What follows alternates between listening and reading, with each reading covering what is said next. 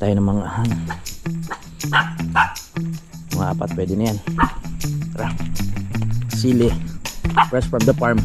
So pwede ko na siya totally na linisin nasin lahat ng part na to, kasi tapos ko nang bayaran to kay Nanay Merla, mga kapanalig, no? Yung lakad namin sa kasiguran, mga kapanalig, namin ni Idol Jumper Sniper kasama yung mga anak niya, isa yun sa pinaka the best na lakad namin ni Idol Jumper Sniper. Hindi ko alam kung may nakakaalam na ba na yung bahay ko po sa Bukana ay ibinenta ko na po kay Idol Jumper Sniper. So hindi ko na siguro babanggitin kung magkano ko ibinenta, mga kapanalig niya.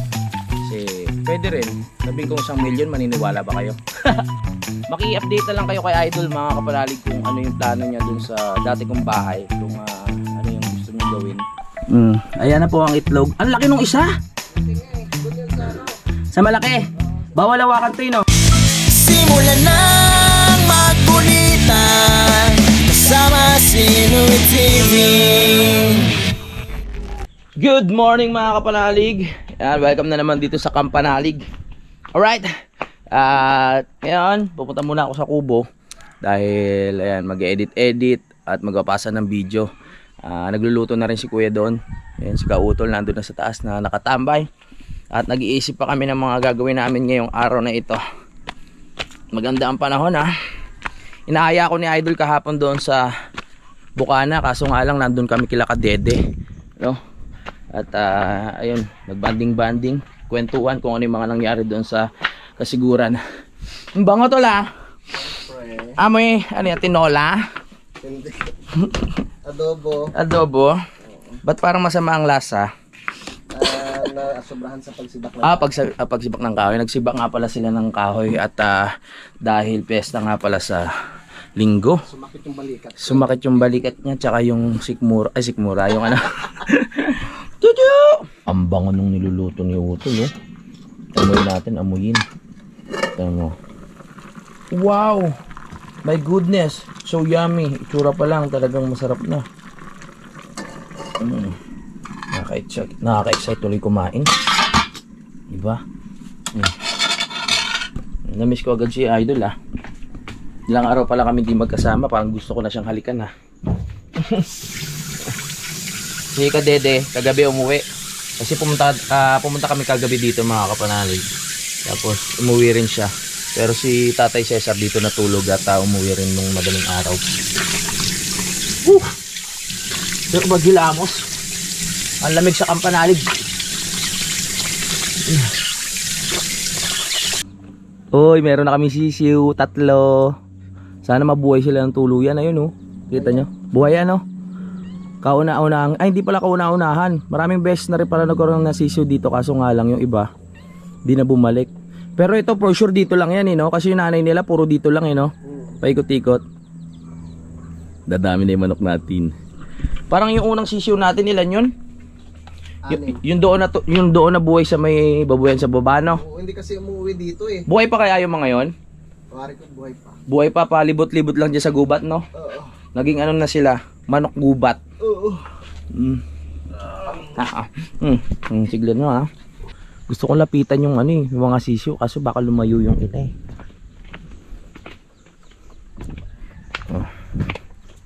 Lapitan natin. Tingnan natin kung lalayo. Ayan, oh. Rook, patingin lang ng anak mo, huwag ka madamot, ha. Sige, gagawin ka namin tinola. Nasaan? Ayan, oh. Ayan, oh. Ayan, oh. Handa na ang papaya. May sayote rin dito, mamili. 3 lang. Sana mabuhay sila para madagdagan yung 3. Dahil tapos ng Pasko, New Year, tanggalin na natin itong ano, tawag dito, parol. No, tol? Tanggalin na. Para maitabi, tapos sa susunod na taon gagawa ulit tayo ng panibago. Yung mas maganda, tapos mas malaki. Tapos tingnan natin kung ano pa yung mga maiisip namin na ikabit dito, no? Sa ngayon, wala, talagang paglipas ng panahon, kahoy lang kasi yung gawa dito, di ba? Kawayan, tapos yung ano ng nyog, talagang aanayin na siya, eh. Pero wag na siguro. Diyan na lang. Kasi pag tinabi natin doon sa lapag, malamang aanayin yan at ano, bubuk-bukin, masisira lang, tsaka malulungkot siya. Diyan ka na lang ha, stay ka lang dyan. Take your time. Sabit ka ng sabit, pero malamang abutin pa to ng mga hanggang December, buo pa to eh. Basta nakasabit lang yan dyan, diba? Yan ang kauna-unahang parol dito sa ano, sa Kalaka. Diba? Yan, may mga ano po, kumuha sila ng kawayan. Maagang pinitensya yan ah. Ang lalaki ng kawayan. Kaya hindi ko kaya nga. Saan gagamitin po yan, tay? Gamit na takaw. Ah, lalaki ng kawayan doon sa baba. Marami talagang kawayan doon eh. Sila talaga ang pagsubok. Dapat sinukatan na lang ano. Haba ng kunay para hindi siya mabigat. Oo. Ang taas pa naman yan. Pagdating mo dun sa taas, nabawasan ka ng mga 10 kilo kasi yan eh, pag ganyan eh. Ang baba, tapos pag aakitin mo, yung pawis mo talagang tumatagaktak na. Exercise. Pagdating mo doon yaya si Sanday. Bumalik lang ako dito sa taas ng bahay mga kapralig dahil kailangan ko mag-edit. So itong ini-edit ko, ito na yung pauwi na part, no? At bali inabot na kami ng madaling araw dito. Grabe, talagang sobrang hirap nung ginawa ni Idol Japper Sniper dito kasi nga ang haba ng biyahe, tapos ang dilim pa, 'di ba? Tapos umulan pa pagdating dito sa may mismong Tagaytay, kaya sobrang hassle. Pero ayun, salamat sa Diyos nakarating naman siya doon na maayos at ako dito sa Kampanalig. Yo! Tapos nakapag-edit. Na-upload ko na rin yung ibang vlog. Kaya ngayon, kakain na muna ako. Kainan na para masaya. Kain na po. Sarap. Pero syempre ang paborito namin, sili. Harvest ulit tayo ng sili. Harvest. Meron pa bang sili dyan? Makakaingi naman. Wow, wala tayo dumaan. Samahan nyo ako. Sili. Dami na nito. Meron pa kaya? Mga pula na. Masarap to. Kain tayo ng mga mga 4, pwede na yan. Tara. Sili. Fresh from the farm. Doon na, ilap. Bato, tara.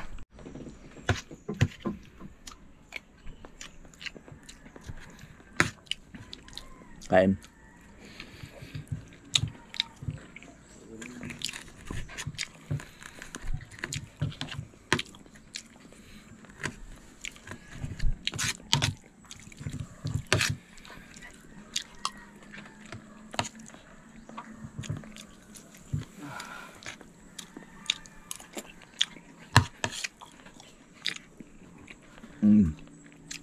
Tapos na po ako. Labanan mo! Nilalabanan ni Utol yung yung pagod. Kailangan niya kumain. Hello mga kapanalig. Ayan, hapon na naman. Alam niyo na, pag nandito naman ako, puro trabaho dito sa Kampanalig yung gagawin natin, no? Kailangan natin gumalaw-galaw para pagpawisan ng katawan. Sa mga mga kamis sa tambala namin na Idol Japper Sniper, ayan nyo, may mga plano naman pong nakakasa at pinaplano, no, para sa mga ganap nitong February o ngayong buwan na to, hindi ko pa alam. Basta sa ngayon, samahan nyo muna ako na maglinis dito sa parte na pinaplano kong lagyan ng basketball court, no. At tatanggalin ko lang itong mga kahoy na yan, nakapalibot na yan, tsaka yung mga lambat, para mas makita natin yung lawak nito. At para malagyan na rin ng riprap dito mga kapanalig sa paligid hanggang dito, para mas makita natin yung pinakahangganan niya. Tara, walang magawa nandun lang ako sa taas kanina na nakatambay, tapos nag-edit. So naisip ko na mag-ayos na lang dito.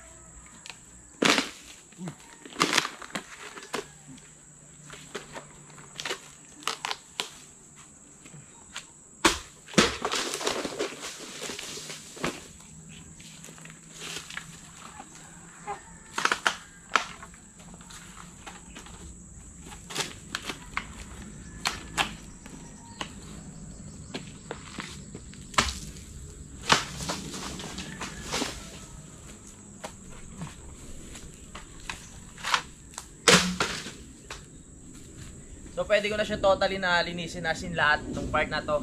Kasi tapos ko nang bayaran to kay Nanay Merla, mga kapanalig, no. Clear na tayo, wala na tayong problema.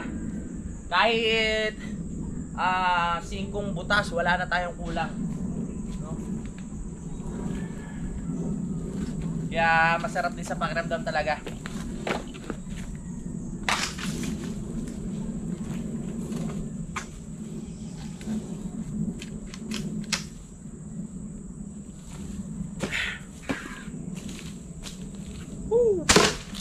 Yung lakad namin sa kasiguran, mga kapanalig, namin ni Idol Jumper Sniper kasama yung mga anak niya, isa yun sa pinaka the best na lakad namin ni Idol Jumper Sniper sa buong taon ng pagkakaibigan namin. So matagal na kaming magkakilala ni Idol at marami na kaming pinagsamahan yan at banding, no? Pero nung nasa kasiguran kami, doon lang kami nakapag-usap ng sobrang lalim, mga kapanalig, na napag-usapan namin yung mga iba't ibang bagay, no? Naikwento ko sa kanya kung ano yung mga nangyari nung mga nakaraan, yung mga hindi kami nagkikita, yung nag-i-stay ako dito sa Kalaka. Tapos ayun, na-share namin sa bawat isa yung hirap din sa pagbablog, yung mga pinagdadaanan namin at kung ano-ano pa. Kaya masaya ako dahil parang mas lalo kami naging matibay ni Idol, mga kapanalig, no? Bilang isang partner sa vlog at bilang kaibigan, kumpare, dahil sa pangyayari na yon, no? Marami kaming nalaman sa bawat isa na hindi pa namin nakukuwento noon sa amin, no? Kahit nagkakainom man kami. Talagang the best yung usapan na yun. Dahil nga sa sobrang sarap ng usapan namin, inabot na kami ng madaling araw dahil nga in time na yun umiinom kami at sarap mag-usap, tahimik. Tapos talagang kami lang dalawa, yung anak niya natutulog na. Yun. Swabe talaga.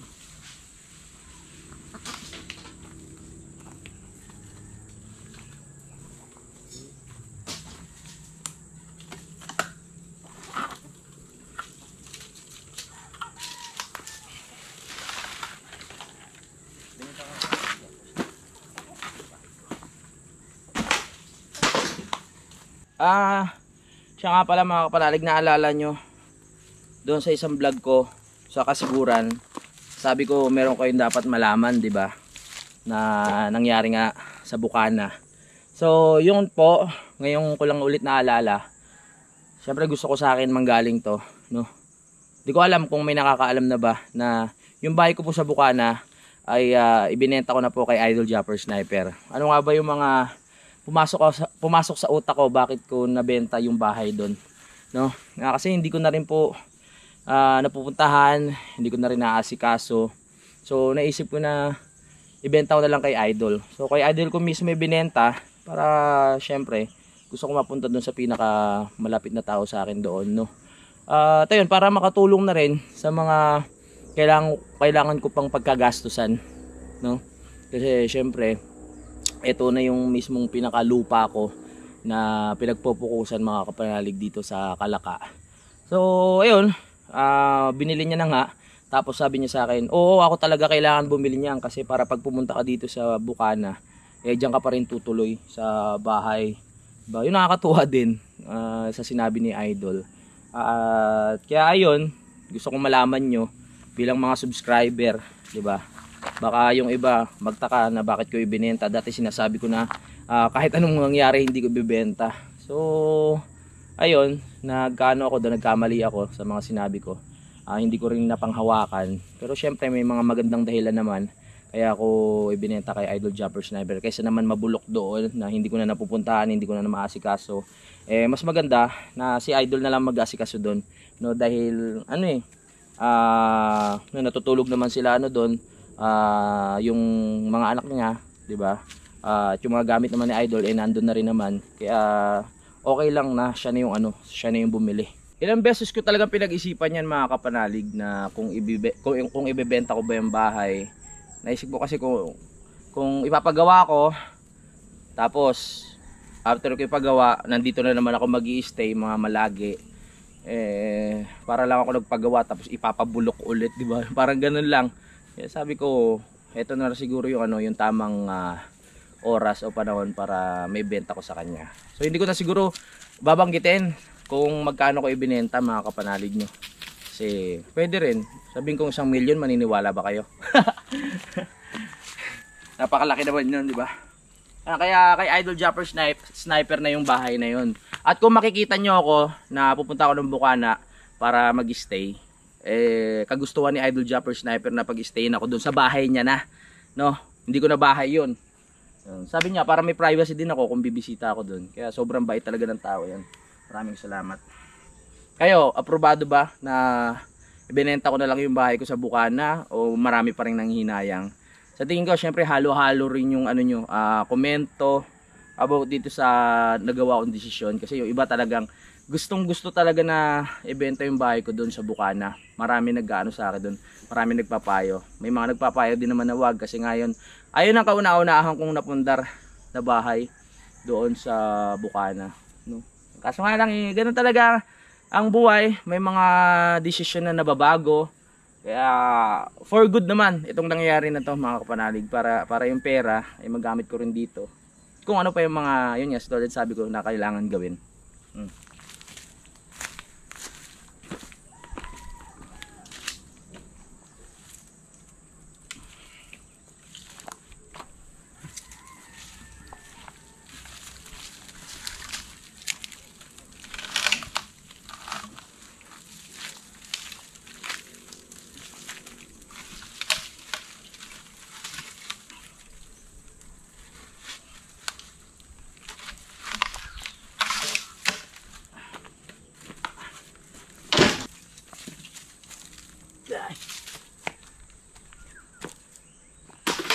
Bala ko mag-bonfire mamaya para kahit paano malibang-libang, di ba?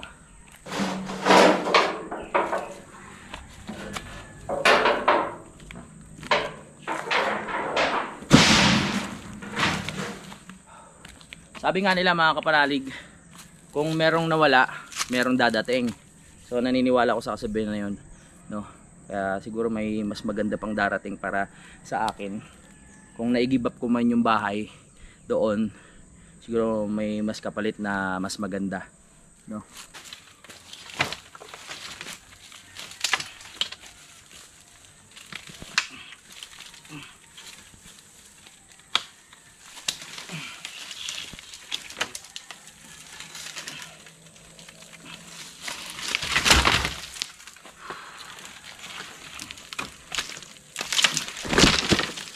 Yan, tulad nga na sabi ko sa inyo kanina mga kapanalig, clear na ako sa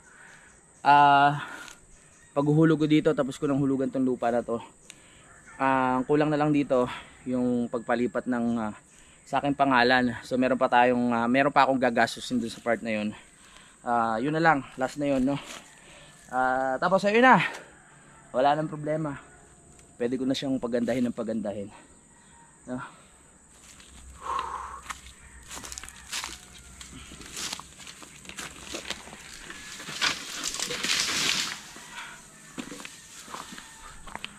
Nagpapahinga lang si Idol ngayon sa pagbablog dahil nga nung month ng December talagang umataw siya, no. Syempre kailangan din naman magpahinga, hindi naman dapat araw-araw, linggo-linggo, buwan-buwan lagi ka masipag kasi babagsak rin yung katawan mo kung lagi kang pagod, di ba? Kailangan meron ka ring rest day kumbaga. Maki-update na lang kayo kay Idol mga kapanalig kung ano yung plano niya dun sa dati kong bahay, kung ano yung gusto niyong gawin doon. So, yun, binenta ko sa kanya yun ng kasama na lahat. Aircon, At kung ano pa yung mga makikita dun. So yun lang naman eh. Yung mga damit ko syempre kukunin ko pa yun, diba? Hindi niya naman pwedeng masuot yun. Ano makukunin ko doon? Damit. Yan na lang, mga sapatos at kung ano-ano pa, kaya dadami na naman yung gamit ko dito. So hindi ko pa alam kung kailan ko kukunin, pero marami kaming napag-usapan ni Idol na plano eh, no? Na collaboration ng Jalu at kung ano-ano pa. Makikita nyo na lang po yan sa mga dadating na panahon. Kaya ayan, salamat po talaga sa lahat ng sumusuporta sa Jalu at syempre sa akin. Talagang ramdam na ramdam ko yung pagmamahal nyo po sa amin, no? Talagang iba yung iba po yung suporta nyo once na magkasama kami ni Idol Jumper Sniper. Talagang halos lahat po ay nanonood, no? Hindi ko naman maitatanggi talaga yun, nanoon pa man. Talagang iba talaga ang pakiramdam ko at saya at sigla pagkasama ko sa Idol Jumper Sniper kasi talagang sure na kalokohan, sure na talagang maraming maiisip ng mga idea para sa vlog.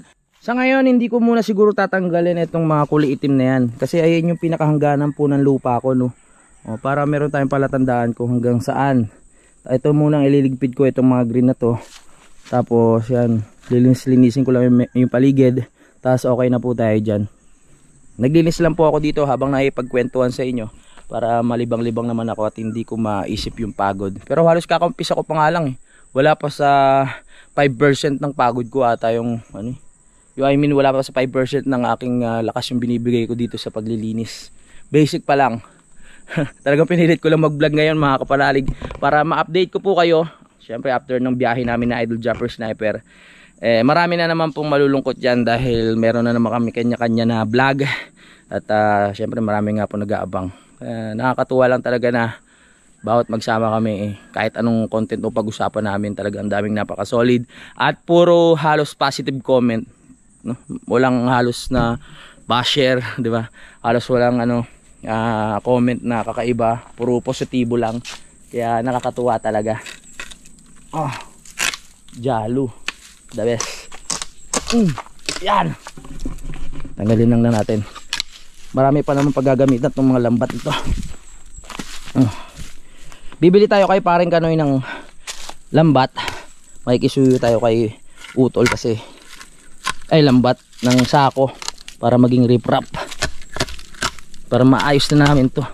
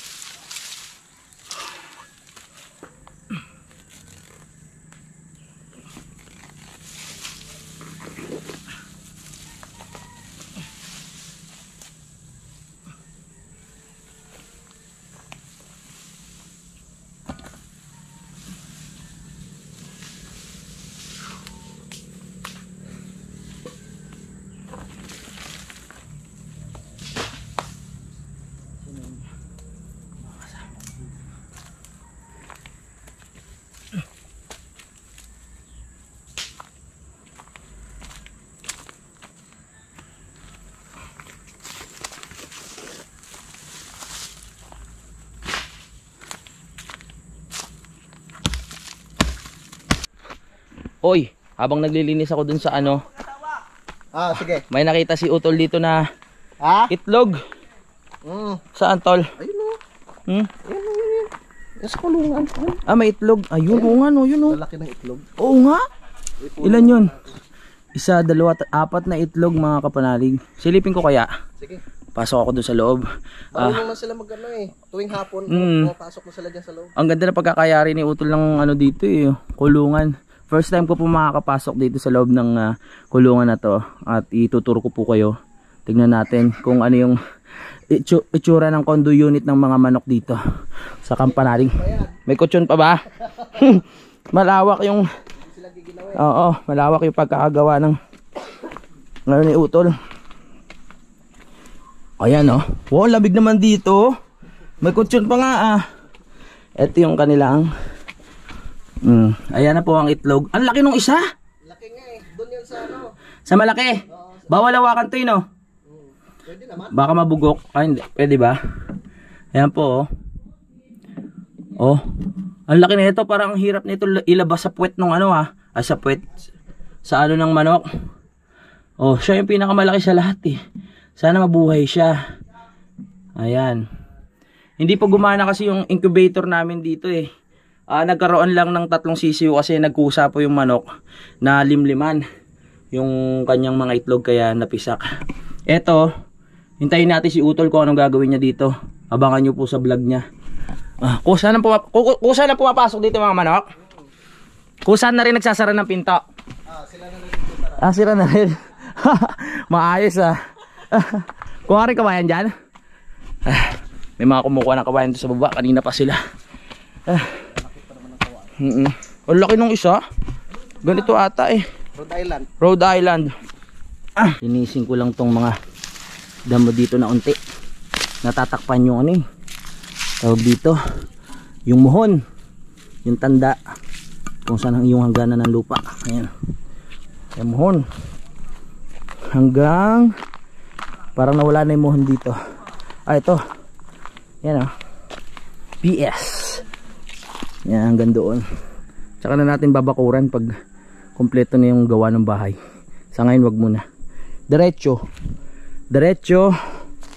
Tapos hanggang dito pa ganun. Tapos paikot na yun hanggang doon sa baba. Hanggang doon sa baba. Ang lalaki na kawayan no. Yeah. Go. Kaya yan. Pamosti ba yan? Para poste ng battery. Ang laki. Lalaki ng kawayan dito. Kaninong kawayan yan pre? Kay Tatay Waning pala. Ayan. Hindi mo Makati yan? Hindi naman Makati no? Hindi kita doon ibang laki. merong buhong ganitong kuha. Oo. Ay hindi pala pwedeng sasagyan ang ano, ang kakapal. Pag sinasag mo yan, ang hirap niyan. Pwede nga pa moste no, ang kapal eh. Pwede sasag, ito yung kuha. Ay maninipis. Yun doon. Ayos. Go, go! Go, kaya. Ayan. Para sa pamilya. Okay, sisigaan na lang namin yung ano, yung mga naligpit doon na kawayan at saka yung mga tent, yung mga net na sira na. Kaya magpapahinga muna ako at mag-edit. Dalawa lang kasi kami ni Utol dito mga kapanalig no. Si Kadede hindi pa nagpaparamdam, mukhang nandun sa kanila. Tambay muna kami doon sa taas. Exercise para tumuloy ang pawis.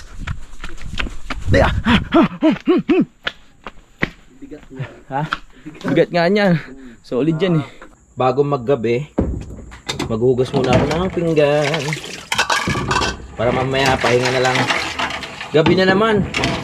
Ang bilis ng araw, ganun lang umiikot na ang araw pag nandito. Tamang daldal, linet. Tamang igidlip. Pagising mo, gabi na.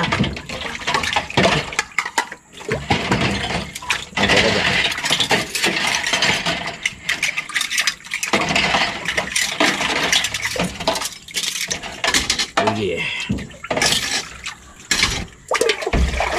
Maglinis muna ako. Tapos maliligo. Tapos pahinga na. Masarap matulog. Matulog ng maaga.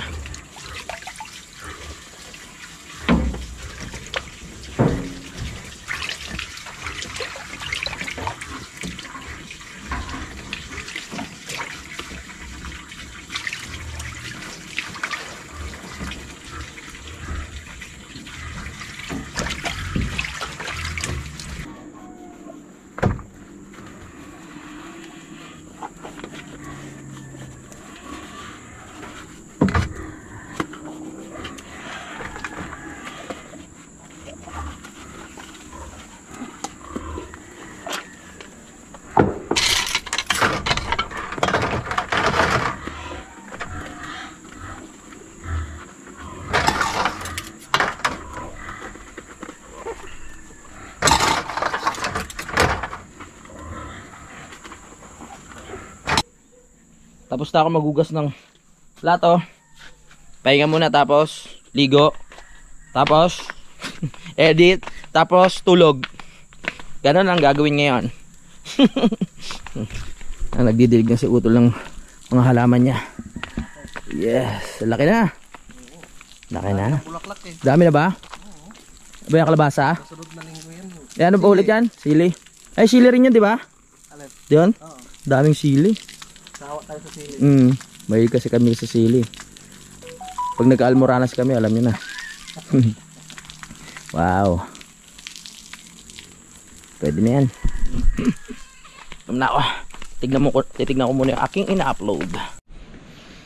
Oh yeah, nandito na si Kadede mga kapanalig. At ako naglalaban naman ngayon. At ito ay kinabukasan na mga kapanalig, no. Itinuloy ko lang ang vlog. At si Utol syempre masipag na nag-aasikaso ng kanyang mga taniman doon sa taas. Yan, mamaya tatambay na naman kami kila Kadede. Kasi nga mag-ano daw, ano na yun? Magagawa ng tungko. Magagawa ng tungko. Magpapahid ng dahon. Magpapahid ng dahon. Walang pagkagawin doon eh. Iinom din. Ay. Ay, hindi, walang. At ako, naglalaba ako ngayon mga kapanalig, no. Kaya para pag sakaling ayain ako ni Idol Jumper Sniper, eh meron ako mga damit na ano, na madadalagad na malinis. Kasi minsan pag marurumi yung mga damit ko, parang nakaka-stress eh. Wala ako agad masuot. Kaya ito, nalabang ko na yan. Tapos yung ibang damit ko, pinipili ko na rin kasi yung iba, parang ano na lang eh, nakakadagdag na lang sa kalat yung ibang damit na hindi ko naman nagagamit. Kaya isasako ko na lang. Tapos papamigay ko o kung ano pwedeng gawing basahan. Kasi parang pag sobrang siksik na sa isang lalagyan, hindi na ako mapakali. Hindi ko naman nagagamit yung iba. Silipin natin si Utol doon sa kanyang ginagawa. Kaya ito yung kahapon yung akin nasikaso. Bibili pa kami kay paring Kanoy ng sako mga kapanalig. Bali 300 pieces na sako yung bibilin para sumakto sa pag-riprap dito at mapatag namin na maayos sa mga susunod na araw. Ayan si Utol, oh. Panoorin nyo na lang sa kanyang ano, ating magiting na magtatanim. Baka mariwana tanim mo dyan, ha. Yan. Magsasampay lang ako. Tatapusin ko lang to. Nasakit na kami doon. Baka napisa na yung itlog doon, ha. Nililimliman naman pala. Parang nililimliman naman nung ano. Ayun, oh. Kaso malayo eh. Huwag natin istorbohin. Baka mapurnada pa yung pagpisa o paglimlim nung kanyang inahin. Hindi pa maano. Yung mga sisiw kaya nandiyan pa rin.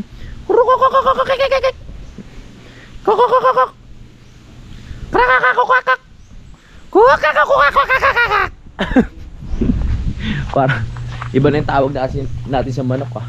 Ito kasi yung incubator eh. Ano, isa-set up pa ng maayos to. Pero buo naman siya. Kaso nga lang, ilang days inabot eh, hindi pa rin napisa yung pinaka itlog niya. Sayang. Oh my gosh. Ang lakas na naman ng hangin. Oh.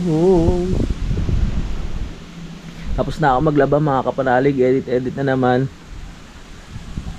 Mayakit na naman kami kila Kadede para manggulo. Para mag-asikasa para sa piyesta. Ang lamig sa Kampanalig. Woo! Siyempre mag-outro muna ako mga kapanalig. Dinuktong ko lang talaga tong vlog na to para makapag-outro ngayong umaga rito. Yun, maraming salamat po sa pagsubaybay. At maraming salamat po sa suporta. At abangan nyo pa po yung mga magiging vlog ko. At ayan, ano pa ba? Yan, update ko na lang po kayo kung ano po yung mga magaganap at mangyayari. At hanggang dito na lang po. I love you all mga kapanalig. Lagi kayong mag-iingat. Simulan ng magkulitan kasama si Inuit TV.